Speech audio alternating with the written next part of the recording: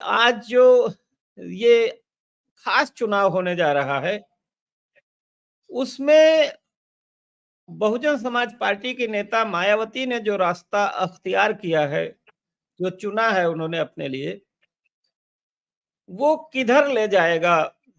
विशेष करके उत्तर प्रदेश में उसके क्या परिणाम हो सकते हैं?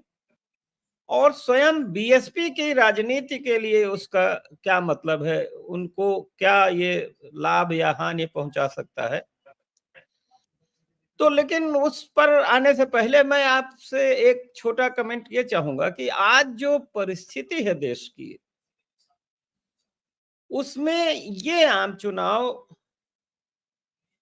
जो बहुजन समाज की कल्पना जो की थी कांशीराम ने, दलित, पिछड़े, अल्पसंख्यक और गरीब, उन लोगों के लिहाज से ये चुनाव क्यों इतना महत्वपूर्ण हो गया है? कह रहे हैं कि भाई कई लोग तो क्यों इतना इम्पोर्टेंट है, हम इसको क्यों माने इतना इम्पोर्टेंट?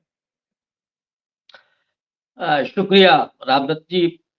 देखिए, बीजेपी की जो राजनीति है और खुल करके वो हिंदू राष्ट्र की बात करते हैं, हिंदुत्व की बात करते हैं। पूरे डिस्कोर्स में जो बात निकल करके आती है कि वे माइनॉरिटी के लिए बड़ा खतरा है। लेकिन मैं बार-बार कहता हूं कि डॉक्टर अंबेडकर ने इस चुनौती को उसी समय महसूस कर लिया था और उन्होंने 1940 में और उसके बाद फिर जब किताब लिखी Pakistan the partition of India, उसमें भी उन्होंने बहुत स्पष्ट तौर पर लिखा था कि हिंदू राष्ट्र अगर कभी होता है, तो ये दलितों के लिए सबसे बड़ी आपदा होगी। और जो हिंदू राष्ट्रवादी हैं, जो हिंदुत्ववादी हैं, वो अंग्रेजों से भी ज़्यादा क्रूर साबित होंगे। मैं ये समझता हूँ कि माइनॉरिटी से ज़्यादा बड़ा खतरा दलितों के लिए, वंचितों के लिए है।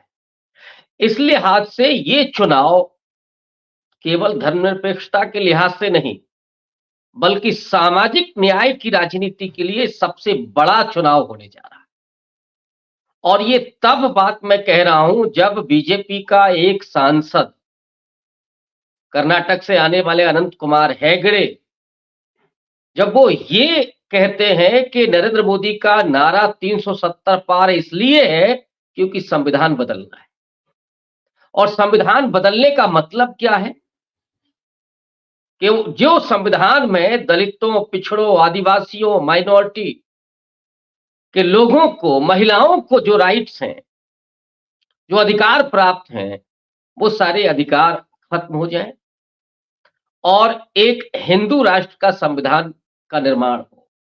जो प्रधानमंत्री की आर्थिक सलाहकार परिषद के अध्यक्ष विवेक देवराय ने भी कहा कि जो भारत का संविधान है, वो औपनिवेशिक विरासत का हिस्सा है। माने डॉक्टर अंबेडकर ने और संविधान सभा के उन सैकड़ों लोगों ने जो मेहनत की, जिसमें मैं खास करके बाबा साहब का नाम इसलिए ले रहा हूं क्योंकि बीमारी की हालत में जो उन्होंने मेहनत की, लगातार जिस तरह से वो संवाद कर रहे हैं संविधान सभा में और फिर से रीराइट कर रहे हैं, फिर से पेश कर रहे हैं, फिर से बहस को आमंत्रित कर रहे हैं। तो ये जो उनकी लगन और मेहनत थी बीमारी की अवस्था में भी, उसके पीछे जो सबसे बड़ा उद्देश्य था, ये खुद डॉक्टर अंबेडकर की जवानी है कि मैं अपने समाज के अधिकारों की सुरक्षा के लिए संविधान सभा में आना चाहता था। ये खुद उन्होंने 25 नवंबर 1949 को संविधान सभा के भाषण में कहा। और ये भी उन्होंने उस समय के लोगों की तारीफ करते हुए, नेहरू, पटेल, इन सब की तारीफ करते हुए कहा कि मुझे बड़ा आश्चर्य हुआ जब मुझे प्रारूप समिति में लाया गया और उसका अध्यक्ष बनाया गया। तो इसलिए मैं कह रहा हूं कि ये डॉक्टर अंबेडकर के विजन का संविधान है और उस संविधान को खत्म करने की बात जब सीधे तौर पर हो रही है, मुनादी हो रही है, ऐसे में ये जरूरत हो जाती है कि इस चुनाव में जो दलित वंचित तबका है, वो संविधान को बदलने वालों को बदलने का पूरा इरादा लेकर के वो मतदान करने के लिए पहुंचे। आपने इसलिए ये कहा चुनाव बेहद था।